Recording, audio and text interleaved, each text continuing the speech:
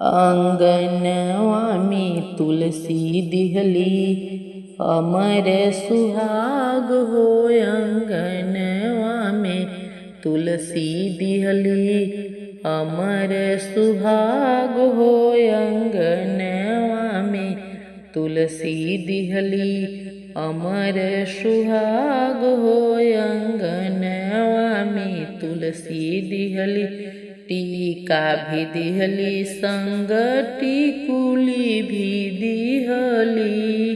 टीका भी दिहली संग टिकुली भी दिहली।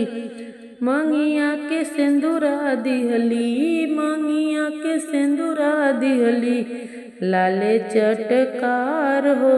आंगनवा में तुलसी दिहली अमर सुहाग हो। आंगनवा में तुलसी दिहली अमर सुहाग हो। आंगनवा में तुलसी चूड़िया भी दिहली संग कंगना भी दिहली। चूड़िया भी दिहली संग कंगना भी दिहली। हाथवा में मेहंदी दिहली हाथवा में मेहंदी दिहली लाले चटकार हो। आंगनवा में तुलसी दिहली अमर सुहाग हो। आंगनवा में तुलसी दिहली पायल भी दिहलीन मीना भी दिहलीन। पायल भी दिहलीन बिछिया भी दिहलीन। पायल भी दिहलीन बिछिया भी दिहलीन।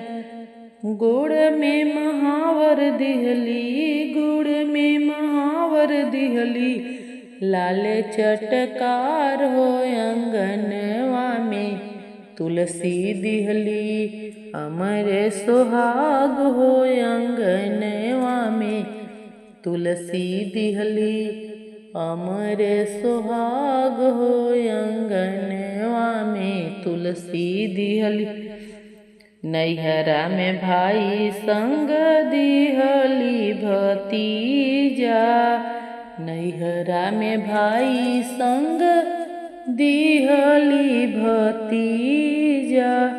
ससुरा में सास ससुर ससुरा में सास ससुर भरल परिवार हो।